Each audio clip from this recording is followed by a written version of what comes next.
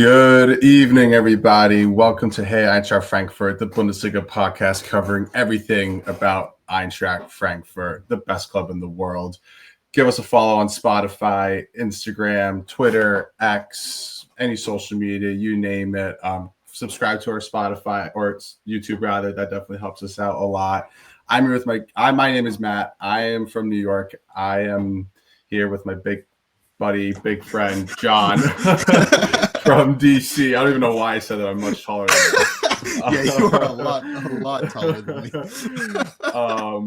But yeah, John, how's it hanging? I feel like, you know, the first question I got to ask you here is like, has the Diva arrived or was that a fluke against Union Berlin? I mean, it was kind of crazy. You know, it's it never left us, right? She's ever present in the Eintracht world, so I guess it shouldn't be too surprising a result. I think I was the only person in our predictor league to actually pick a Frankfurt loss in that one. So, oh man, I felt it coming.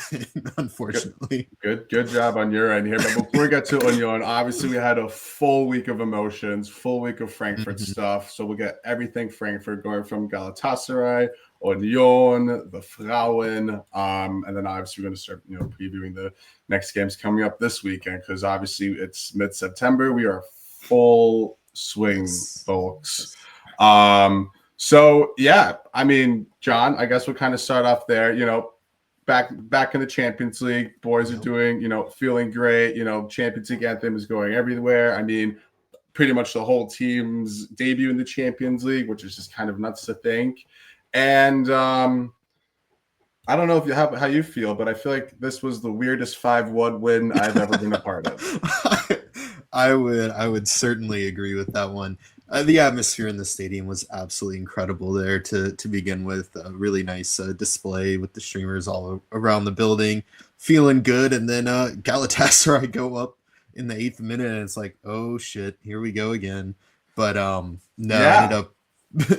ended up pulling 3 back before halftime to go up 3-1 and win 5-1 in a game I don't think we necessarily controlled, but came away with all the chances that we needed to.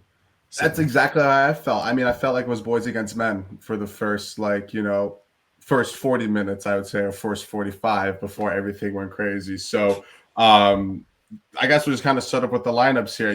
This was kind of the first game that we didn't have Rasmus in there anymore, which I felt like kind of set us apart from the boys and the men because, I mean, listen, we're very, very young compared to a very senior, Galatasaray team with, Gundogan, Leroy Sané, Sanchez. I mean, they're all very experienced. Wilfred Singo, who was their other center back there, he has a lot of experience in Serie A. So, it's not a young. I mean, they have some young players in there, Boris Yilmaz, but again, he was one of their youngest, and he's 23. So, right, they're a little bit more seasoned than us for sure.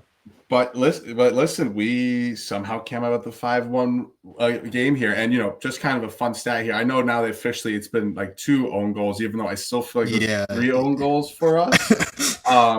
That was the first time that's happened since 2023, which was even mind-boggling to me. That was a Lille Feyenoord game. It was like a 6-1 game, I think. Or something crazy like that. But and that wasn't even the Champions League. That was in the Europa League. So this was technically the first time it happened in a Champions League game. So hey, I'm glad we were on the good side of that. Absolutely. But another big lineup change I thought was great for us was also Ansgar Knopf. I don't know how you thought he kind of came into the game because obviously, he was our most experienced Champions League player.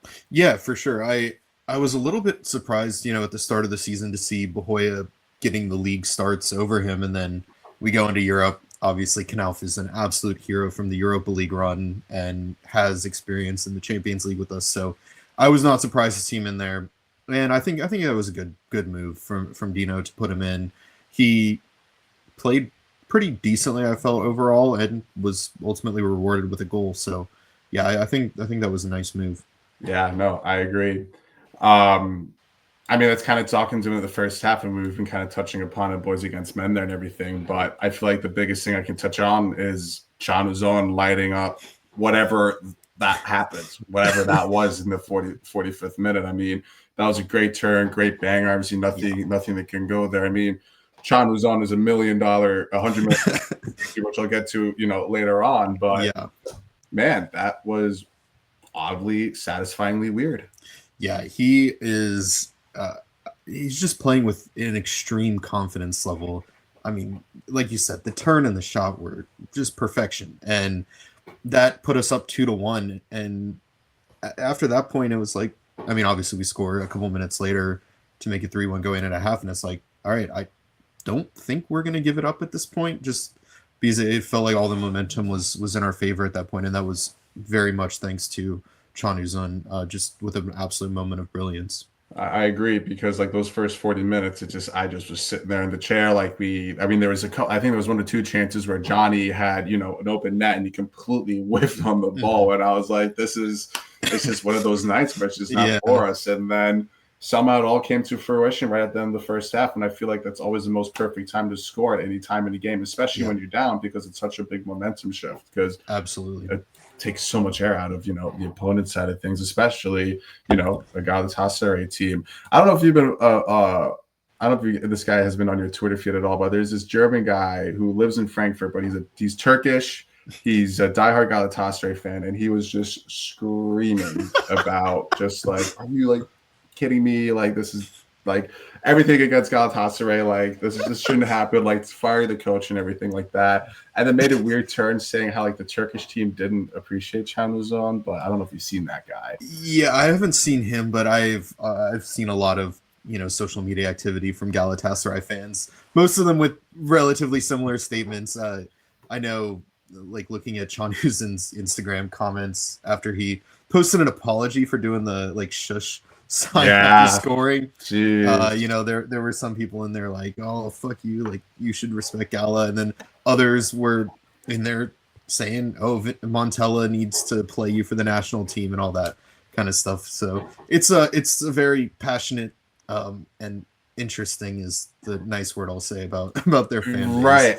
And I don't know whether that shows a maturity toward Chan Wuzon, whether he's like, not to make it like a political thing or anything like that, because the Turkish team does have history of going against their players when they go against them, technically, So and the Turkish Federation did attempt somewhat to push Uzun for a move to one of the big 3 Istanbul clubs over the summer. So I definitely think there's there's certainly part of that there. For sure. So second half in the Galatasaray game, and I feel like, the game was just kind of taken right out of it. I feel like they were already defeated at going into the locker room. I mean, Johnny had his goal. I mean, his goal technically, and then Knopf was able to finish it off there. So it's, great for the goal differential, but I didn't think the second half was really too much in there. No, I didn't either. It just it kind of felt like going through the motions for both teams in a lot of ways. Although I did think, Wahi, when he came on, he had a really nice tackle to set up the Knauf goal. And so it was nice to see him show some fight, because I think that's something that's been lacking in his game a lot with us. So that was good to see out of him specifically. But for the rest of it, it kind of felt like the result was known, and we're just kind of doing this here. I agree. And Wahi, we'll get to later because I have some quorums about him, but it's still a long season, and I have a history of being absolutely wrong about it, and I like to be wrong. I'm happy to be wrong as long as we have success. A player I definitely wanted to highlight was Rasmus's replacement, Nathaniel Brown, the quote-unquote American, because he had to go against Leroy Sané, and I don't remember Sané's name being mentioned once or even twice in the game. I think he maybe had one decent shot attempt in the game from what I can remember, and that was earlier in the first half. And other than that, he was really quiet, and we know what he can bring. So to keep a player of his caliber and skill quiet is very impressive. Yeah, no, I thought he definitely stood out. I mean, I think my top 3 players in that game were definitely, Nathaniel Brown, Chan Wuzon, and then Ansgar Knauf. If I were to go hockey style, give my 3 stars there. I don't know if there's any more final thoughts we have about this game. I mean, this couldn't have been a more weird, perfect start for us in the Champions League. but it kind of bit us in the ass afterwards because we're the Diva. But any final thoughts on this, John? You know what? It was a glorious day, well, for the men at least, and now we're top of the Champions League table after match day 1 due to goals scored, which is just incredible, but also shows the silliness of early season, table watching, because I do not think we're going to be ending the season there. But yeah, so you never know. You never know. It's a surprise. I think that the effort from the entire team needs to be a lot better when we face Atletico in 2 weeks, when we face Liverpool and Napoli and Tottenham. And so great moment, but I think there's still a lot to work on going forward in that competition. I agree. And listen, we're young, but look, it seems like we're learning quickly, So, we're quick learners and I think they should put that on their resume once they're done, because that's definitely a valid point. I work in recruiting, folks. That's a funny haha joke for me. So I feel like more Diva-ish stuff with the Union Berlin. I mean, yeah. What the hell happened there? I feel like the first 75 minutes we were just playing like amateurs. The first 45 minutes, I felt like we were literally we just walked out of bed. I don't. The team was definitely somewhat hungover from Thursday. I think it was pretty much the same starting lineup overall, right? Kind of. So a couple lineup changes there. Yeah. So Santos in goal as well. Correct. While he was starting for us, Right. then we had Bahoya back in there, but we did have a change. It was a 4-4-3 formation, which I don't know, seemed like a bad choice, but then again, I don't know. Yeah, I don't know. I don't know what to make of the game as a whole. I mean, I guess I kind of do. I was pretty disappointed in the Larson Chaibi midfield during the Union match. I think when we have some depth players there who may not be the greatest, but they're good enough to play against Union Berlin, like most mid-table Bundesliga sides. And I don't see why we wouldn't give them a little bit of an opportunity to give the Chaibi and Larson a rest, especially Chaibi playing a different position this year, deeper than he has in the past with us. And Larson got his pocket picked for their first goal, 9 minutes into the game, 9 minutes into the game. Yeah, so crazy. That was a pretty rough showing from them. And I thought it was a little bit of a rough showing from Robin Koch as well, but I know he was dealing with a little knock and he played. So maybe it would have been a good idea to give him a rest. Now, thankfully we don't have a midweek game this week, so we got a little bit of time. I agree. I feel like our whole defense was switched off. I mean, you saw Teat's reaction after the third goal was just like, pulling his pants down, was just like, what the hell are we doing here? Like, I mean, listen, we probably had the midweek hangovers essentially, it's this, late night game. I mean, Thursday to Sunday is a quick turnaround. I don't know how much activity they did on, Fridays and Saturday. Right. But I much. agree. Yeah, probably not much, but I agree. I think Larson kind of just was very switched off, which is why obviously when Højlund came in, I feel like that kind of changed a lot.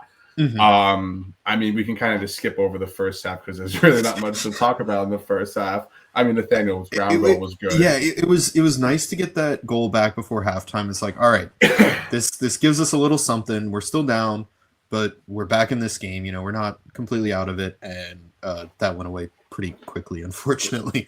Right, which is kind of crazy now that I'm thinking about it, because now we have back-to-back games. So we had, goals right before half, and it proved to be, somewhat of a momentum swing. But I mean, in this second half, it took additional, 35 minutes to get there. But right here we go again. China's on another momentum swing kind of goal. Like, holy crap! This like, let's just step aside and let's talk about this kid, China's on here, 19 years old.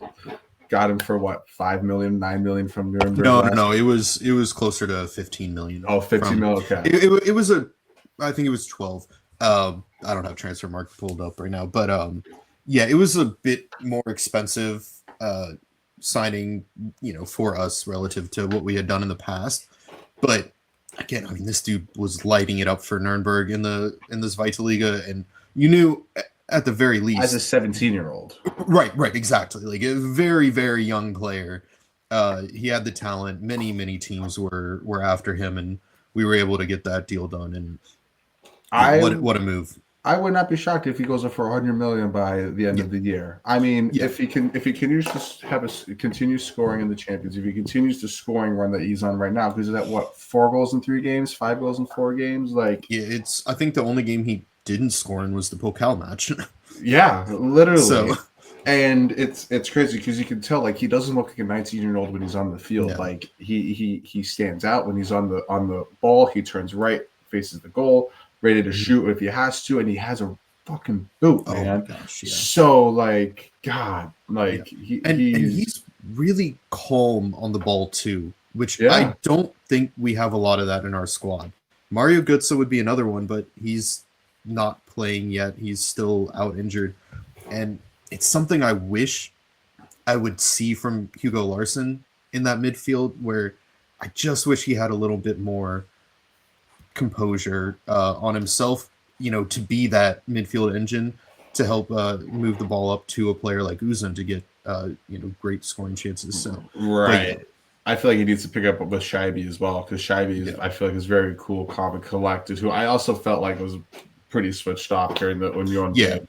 Like I said, midweek hangovers. I guess it happens to the best of us. Bahoy is the only one who I did. Bahoy does not have a kind of an excuse because he didn't really play too much in the Galatasaray game.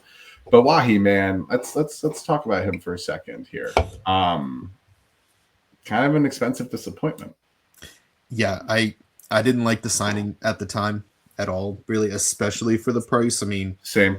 He had a great last season at Montpellier. Lyon bought him for a lot of money because they were playing in the Champions League. Then they move on from him within a year and a half or so to Marseille, and then Marseille, after half a season, is ready to move on from him and send him to us. And I didn't like that we were willing to pay so much money for someone who had disappointed at a couple clubs very quickly. Mm-hmm. And I think we've seen a lot from him where it's just the motivation doesn't seem to be there almost. He's just kind of running around, not really trying to do a lot, and obviously he hasn't scored yet.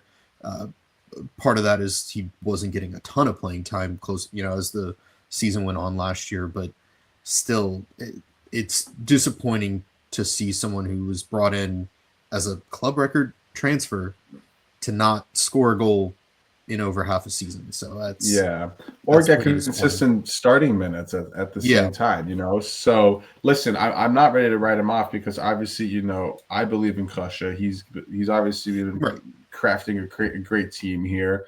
Yeah, he's had a couple duds here on the cheap end side of things with Jens Peter Hauge, Nacho. You can go on and on and on, but I still, like I said in the beginning of the show, it's still mid-September. It's still early in the season, and we're gonna have injuries coming up, so he's gonna have to step up eventually. And I do think he'll do that eventually. But as of right now, as of September 23rd, it's disappointing. He definitely needs to show something sooner rather than later, and I'm sure he's feeling the pressure. I'm sure there's the club is getting on his ass a bit. So hopefully he responds well to that pressure and can start producing. But or else, he will not last at this club much longer, and we're going to take a loss on him. Oh, and we continue with Johnny Burkhardt, which was kind of where the perfect substitution came in. You got the penalty in. He scored in consecutive games now. Mm-hmm. Hopefully he gets hot here, John. Yeah, I mean, I've loved Burkhardt for quite some time now, and it's great having him on our team because he's a proven Bundesliga goal scorer, and when he's in the squad, that you have an outlet who can put chances away, despite him having missed a number of chances early in the season. But he's still getting the chances created, and I think that's the important. Well, we played at a different speed, I think, as well. Compared to most teams in the Bundesliga. I'm not going to compare us to Bayern because obviously Bayern plays much faster, Dortmund plays much faster. But we're definitely a top 3 team in terms of like pace of play. And I think that's one area that Burkhardt is going to need to, grow into, because he's not as fast as some of the strikers that we've had in the past. You can see that pretty clearly. And he's obviously not as fast as, Ritsu Doan and Bahoya on his sides. So there's a different adjustment there. But I think overall it'll be fine with him. I mean, he's already scoring some goals now. So we're chilling. Exactly. And then I think my final thought on this game is, Knauf kind of had a strong showing as well. Is he making his way back into the starting lineup, you think? I think he's got to be. I think he'll continue to start in Champions League.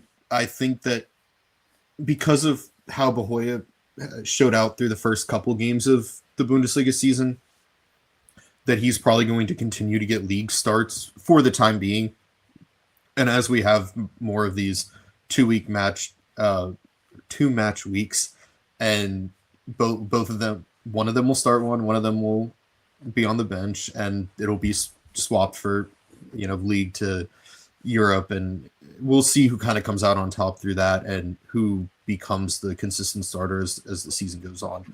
But I like the competition, because I think Knauf needs it to push him to play more consistently, and I think Bahoya bless you. I think Bahoya needs it to make sure that he lives up to his potential so that he can grab a starting role. So I like that competition. I agree, because our depth is kind of crazy now, because I don't know if you noticed about our bench, but a couple familiar names, Götze and Shqiri, were back on the bench, so that's good signs that they're back healthy for match fitness. So, or at least some sort of fitness to be match fitness. So it was definitely a good week to be a Frankfurt fan, especially after, that game against Leverkusen. Even though this game against Union was a loss, I think what I'm taking away from it was the last 15, 20 minutes, because there's 10 minutes of extra time there. If we had another 10 extra minutes, I think we'd come away with this with a 5-3 win, or 5-4 win, excuse me.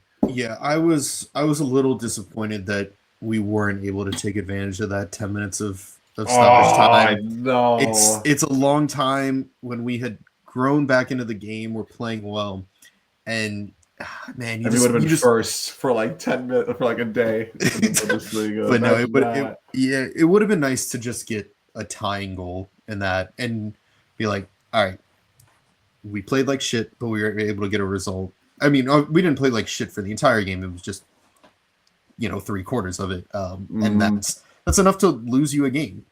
So, and I think that Union Berlin played that game perfectly as well, in a certain sense, where they got all their goals on the counterattack, because they know that we're not really a possession side. And especially coming off of a midweek match where we're not fully on our game, it was very, very sloppy. And so they were just like, screw it. We know we're going to be able to take your mistakes and put them in the back of the net. And that's what they did. I agree. I mean, Oliver Burke will do the easiest hat trick he'll ever score in his career, Yeah, really. That's crazy. Crazy. All right. Enough about the men here. Yep. Time to invite some chicks here. Let's talk about the Frauen. Yeah. Rough week, huh? Well, the part of it, yes. So, yeah, Thursday, before the men's Champions League game started, about an hour before it started, the Frauen kicked off the second leg of their qualifying tie against Real Madrid. This one was at Madrid. It didn't go well. It was bad. Nicola Nyomi was out for this game, and unfortunately was out at the weekend as well. So hopefully she'll be back soon. But damn, I don't think her being in the lineup would have helped a lot. Real went up after 9 minutes. Really, really poor giveaway from Illerstedt, and she and Veit were just getting walked by Real Madrid that entire game. And they went up 2-0 going into halftime, scored a third, and we just didn't have the fight back and the quality to take over that game and be able to. We had to win it. We were down 2-1 from the first leg, so trying to score 3 goals was going to be hard. And then as soon as they got the third, it was pretty much over. Just a really unfortunate showing. I was just gonna say, is this like because I'm not so well vested in the women's side of things, but this qualifying round is Real Madrid not that good on the women's side as they're on the men's side? No, this is the actual Champions League thing. So, Real Madrid as well. They're maybe this year they might not end in second in La Liga Femenine, but for the past few years they have been the ones who have been second behind Barcelona now by a very, very wide margin. Like Barcelona just dog walks that league. Wow. So yeah, Real Madrid on the women's side is not the Real Madrid of the men's side. They still have a very good squad and a lot of good players. So they're good, but they're not a great side. And I thought it would be a relatively even matchup, and it was in the first leg. And we didn't show up for the second leg at all. So that was unfortunate. It was definitely a winnable tie, but one of the harder draws we could have had in order to try to get into the league phase with that. But our European journey is not over, because despite losing this qualifying round, UEFA has introduced the new Women's Europa Cup this year. So we'll be going into what's technically a qualifying round for that, even though when you get past the qualifying, it's a straight knockout tournament. Like, it's not a group phase, and then knockout's not a league phase. But so we'll be playing Slovatsko from the Czech Republic in a two-legged qualifying in the beginning of October 8th and 15th. We have a little bit of history. Wow. We beat them 1-0 at home the one year we actually did qualify for the Champions League here in recent history. So it'll be an interesting tie against them, and should be one that we should get through and be considered one of the more favorites in that competition. Although there are still some other good sides who lost out in the Champions League qualifying. I was going to say, hopefully we can bring back some European silver. Before that, though, we play Leverkusen on Thursday. Yeah. So the Frauen, after that Thursday, played on actually yesterday, Monday game against Leipzig. Won that game 4-3. Really nice showing from some of our new signings. Arletta Mehmeti with her first goal for the club. Rebecca Blomqvist with her first 2 goals with the club. She also assisted Mehmeti's goal. She looked incredible the entire game. Roy Tiller looked fantastic. Unfortunately, again, we have some defensive issues there, and our keeper, Altenberg, who, when Winkler comes back from her ACL injury, will be the backup. She let in an absolute howler of a goal for their first one. So definitely some is there a timeline on her return? I feel like it's been months. So now. She tore her ACL back in, it was April? Either January or February of last year. It was like right, or maybe it was March, but it was like right after we announced that we were signing her for this season. Like the next week or 2 weeks later, she goes and tears her ACL, and it was like, oh my gosh. The sports world this year, wow. Yeah, so she'll be back. I think she should be back before the year ends, but I don't know quite how soon. I don't know the exact timeline on that. We'll see. I also don't know the timeline on one of our other new signings, Martina Ostenstad, who's a center back, Norwegian international. Hopefully she can come back soon, because I think we need to give one of Veit or Illistedt a replacement in the center back pairing for the time being. So we'll see how that goes. Okay. Well, hopefully you come up with a win on Thursday then. yeah. Got to face a difficult Leverkusen side. They didn't finish behind us by a lot last year, and probably have only gotten better. So that'll be a difficult one. But awesome. Well, perfect. Well, now this is our favorite part of the segment. It is hashtag what are we drinking? I can start it off here because I'm feeling somewhat kind of under the weather, so I'm just drinking some good old agua water here. But I have a kegerator outside, as maybe some of you know, and I just got myself a Pilsner from Paradox Brewing, which is up in the Adirondacks up by me. Super smooth. I feel like it kind of tastes like like a Warsteiner a little bit, which I love, obviously, as a German. But yeah, Paradox Pilsner, give them a look. It's their North Country's finest brewery. Hell yeah. So I've been drinking a lot of pumpkin ales recently. It's, getting to that fallish kind of weather, but I haven't been to the store in a few days. So right now I just got Old Reliable Twisted Tea. Love it. Oh, I haven't had a Twisted Tea in so long. I drink way too many of them. It's bad. Is that your favorite tea? Have you had the Arnold Palmer one yet? Oh, this one's the half and half. For Twisted Tea. I mean, in terms of the hard. No, the Arizona, not Arnold Palmer. Sorry, the Arizona ones. I don't know why I have not had the Arizona. One other one that we can find around here is Hoop Tea. It's made in Ocean City. It's pretty decent. I like Twee a little bit better, and then you can also get the Surf Sides. I like those a lot. They're pretty easy drinking, but not quite as sugar heavy as these. That's for sure. See, I'm not a big Surfside guy. I like a little carbonation. Fair. Hashtag no free ads. Hit us up, Surfside, and everybody else. Great. Well, John, I know I kind of went a little bit off script here because I know we kind of did a little bit of a preview of Leverkusen of the women's side of things. Is there anything else we should cover on that side, or should we get right into Gladbach? So there's one more thing to cover on the Frauen side. The reason that the Frauen are playing on a Thursday is because this is an English week, as the Germans like to say. Oh, we love that. The second round of the DFB Pokal Frauen is happening this weekend. This is the round when the Bundesliga sides enter the competition. And so we make a trip to Viktoria Berlin on Sunday. Viktoria Berlin are currently 11th in the second division. They have 4 points through 5 games, all of those coming from draws. 6 goals scored, 7 goals allowed. Honest, I don't know much about their club and their players, but seem to be very a mid-table second division side. Hopefully one we can rotate a bit after Thursday and still be able to come away with a victory is really the main goal here. That's the plan. That's the hope. I mean, I feel like with our Frauen, we have so much more success than we do with our men.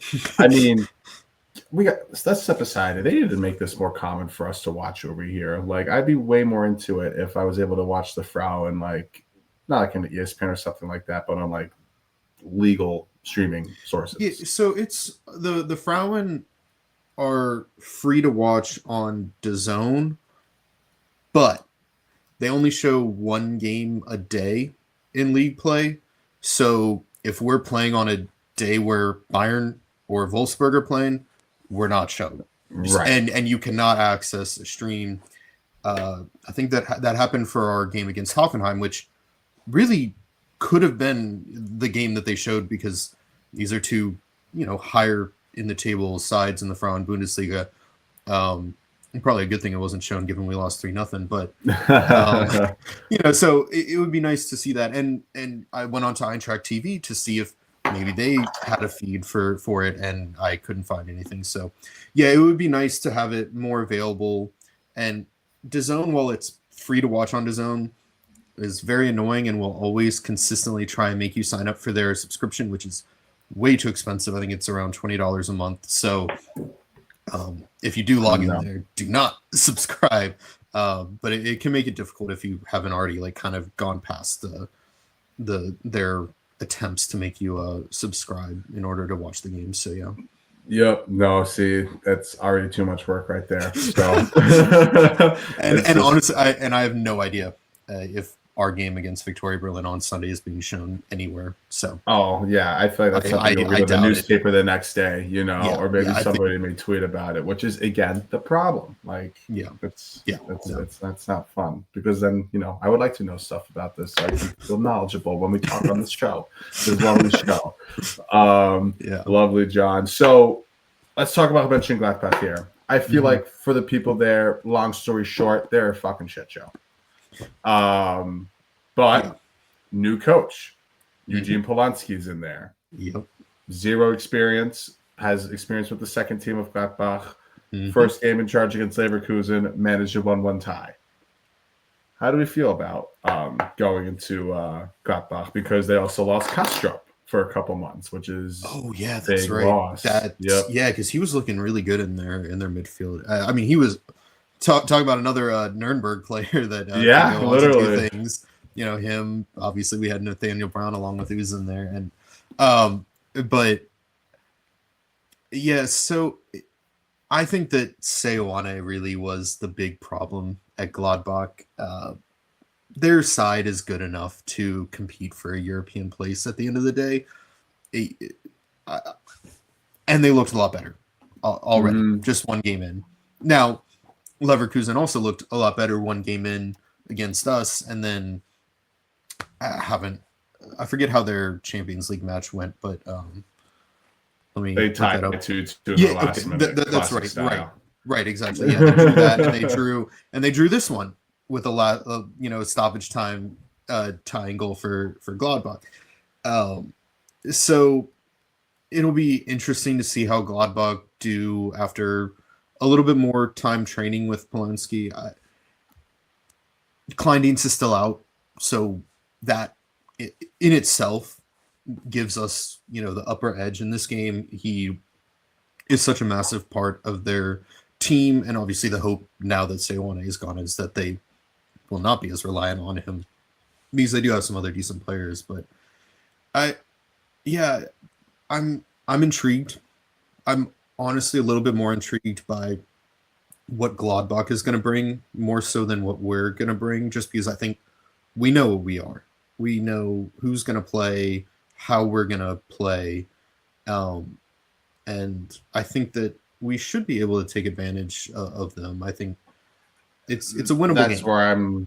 That's where I'm saying as well. I feel like this should be a win, because I almost feel like this Diva that showed up in the first 75 minutes of the Union game wasn't really a Diva. It was like a fluke. It was like her popping her head through the window, just checking out, making sure there's a decent amount of chaos or needed or anything like that. So I don't think the Diva is back in here. I think this is kind of a good opportunity for us to pounce on a team that's kind of on the dumps, figuring out a whole new culture in there. It's good that this Polanski guy was a former player to them. How quickly you can embed that culture in there, we'll find out. But again, this is a perfect time for us to kind of pounce on them. And I mean, with the whole week break is kind of nice. And a couple fun facts is about our recent games with Gladbach is we are unbeaten in the last 8 against them. We've won 4 and we've drawn 4. With the last one, I think we won 4-0 at home or something like that. Gladbach is winless in 11 Bundesliga matches. They drew 4 and lost 7, which is their longest current streak, longest in the history since 2008. And then what was the other crazy stat that I saw here? That was their first goal in 5 games, or was it nearly 6 games? They hadn't scored in forever until that goal. I do not have that stat. Wow, that's crazy. I didn't know that. So okay. that was pretty insane. But wow.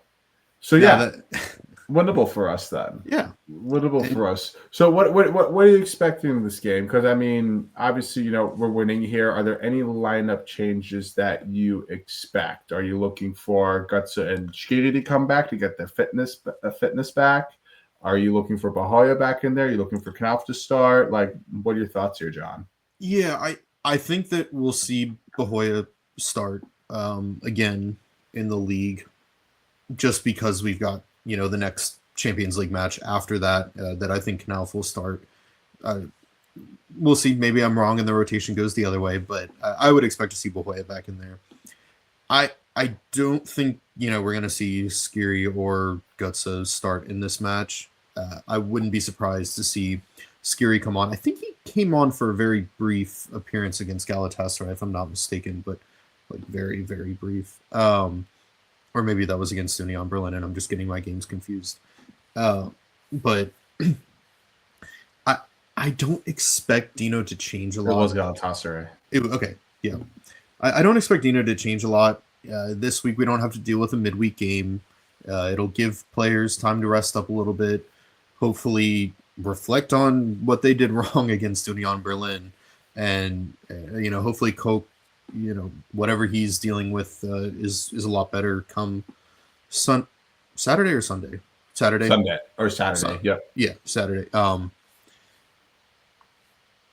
Maybe if there's one other change that I would make or think maybe should is give one of Chaibi or Larson a rest for Højlund. I agree. I think Højlund, every time he's out there, I think he shows qualities that we need to nurture and develop, because he can be a very good player, and I think he shows bits and pieces of that a lot. But it's almost always just in substitute appearances, so he's not given a full time to really show what he has. I will say this about Højlund, though, and I feel like at times it may literally just be because of his hair, but he looks like he runs around like a headless chicken sometimes. Like the way he chases after the ball and stuff. Like I'm just like, this does not look good. Like he's winning the tackles and stuff. Like he's great, but it just doesn't look good. Like physically with the eyes. I think that's fair, but I think that's also something that you need to get game experience in order to really understand the angles that you need to take in order to cut these guys off. So you're not running around. Yeah, you can win the tackles, but so he's got that part of the ability, and it takes game experience at the highest level to really hone that in and really develop. So that's why I would like to see him in some of these games. And maybe, and you know what? If he's not playing well, you take him out at halftime. Right, exactly, and that's where I'm going to kind of counter with you with Shiri and Gutsa, just because they're coming off injuries as their first instinct. Mm-hmm. Gladbach are somewhat of a shit show right now. I don't think they would bring their culture back in. Why not have this be the game where they kind of start and just see where they're at, and then if they do play like poop, then that's where we can put in Højlund in the second half, or vice versa. I mean, that's the beauty of this team right now. Mm-hmm. There's so many different pieces we can put in. Different formations that we can do. Do I think we can do the 4-3-3 again? Yeah, maybe if we don't do it right after a Champions League night game, but. I want to see that 4-2-3-1. I think it's just what our team's built for. I agree. And no, I do agree with you with Skiri. If he's ready, let him start this one. See what he can do. I don't think we'll see Götze start, just because the only person you're taking out for Götze positionally is Can Uzun, and he cannot be taken off the field right now. So. No. Can Uzun stays no matter what. He has a broken leg. Knock on wood, he still plays. It doesn't matter. That man is, like I said, $100 million teenager. Nothing less. So incredible. Quick side note on Götze. Well, I don't know how important this is at all, but I saw on LinkedIn he posted I have been very financially focused about what's next after soccer and stuff like that, getting all my finances created. And I wanted to comment in there, be like, so are you starting next weekend? ... Or a goal for that bonus ? Talk about financial stability or something along those lines, but I have a professional network I have to kind of keep. Talk about bonuses, though. I don't know what the bonuses are specifically in Götze's contract, but I know that he does have a relatively bonus-laden one, and maybe you don't play him if you don't want to pay him the extra $1.5 million. Who cares if you're selling Can Uzun for $100 million? They have the money, baby. I know. I'm only half joking, just because he is one of the most. One of the higher earners already on this squad, even before. So I kid, but it's so funny. Bayern will be doing that with Nico Jackson, though. They will not play him enough games to activate that mandatory buy clause. Thankfully, we do a little bit smarter business than them currently. So that's I think Bayern just felt that and pulled the trigger because the guy did not leave Munich. So exactly. That's a different discussion for for sure about that stupid club. But going back to the Gladbach game, just going back to the keeper side of things, Santos or Teti? I'd put Santos in. I think that you want him to get his confidence back. obviously this past weekend did not help. He's returning. The team is playing poorly. Let's start over. Put him in net. He's your guy. He's the young one who performed last season. You're bringing Zetter in as the backup. Santos is the one who can still get better. He can develop even more than what he is. So I see no reason to not start him in this match. Now, I mean, if he has an absolutely horrible match, maybe that you start to question, is he fully ready to be starting again? I don't think about our guy. I think he is our guy, but it's like, is he healthy enough now to continue starting every single match? Yeah. But if he plays really well, then, it's his net to lose. I agree with you with that. I'm not super comfortable with their keeper situation whatsoever.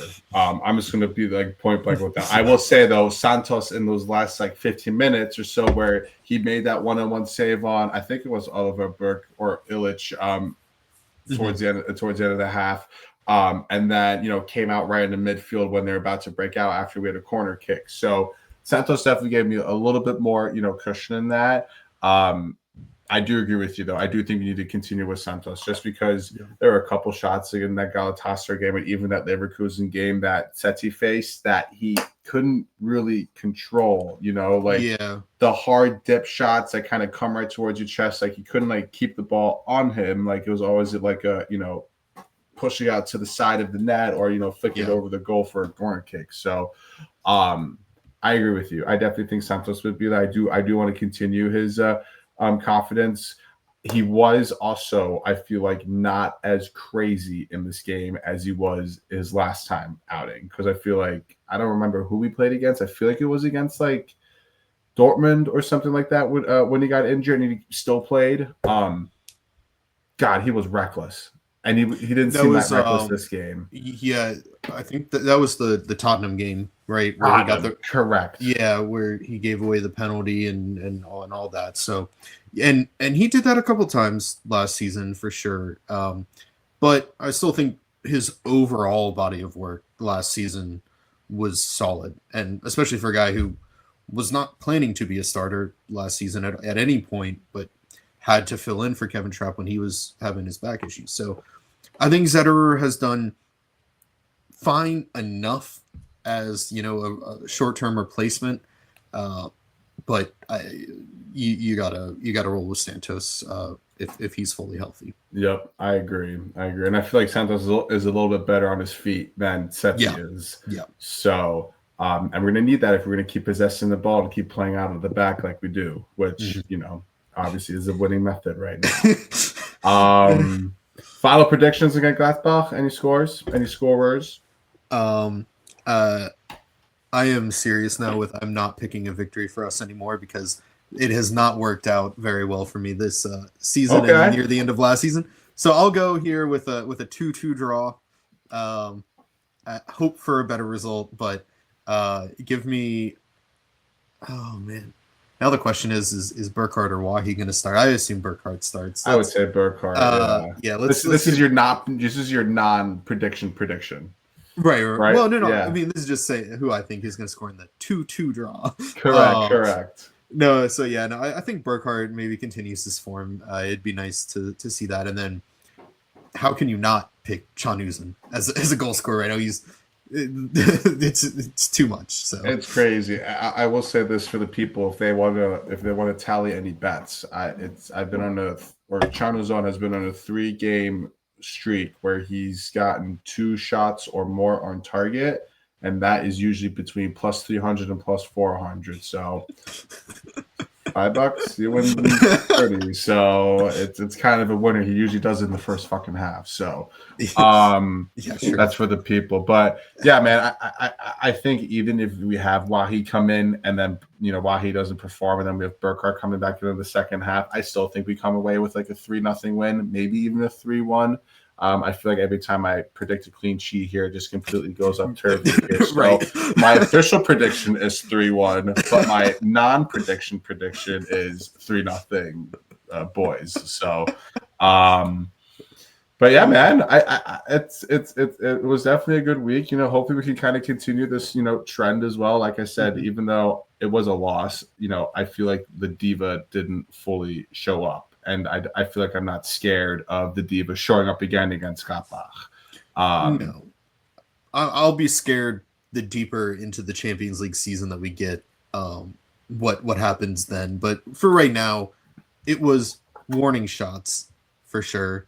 Yeah, we didn't fully escape them, obviously, but the fight in the last 15 minutes, I think, was enough to say, all right, this was a bad game, but we still have something. And we didn't just completely capitulate and lose that game, 5-1 or something. We fought back and made it 4-3 with time to get a tying goal that never came. But so yeah. Yep, I agree, John. I agree. So where we can find you on the socials, John?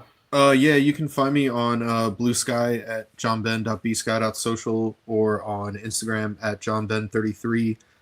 I occasionally still look at Twitter, not as much anymore. I'm trying to remember what I think it's Ben_JBen.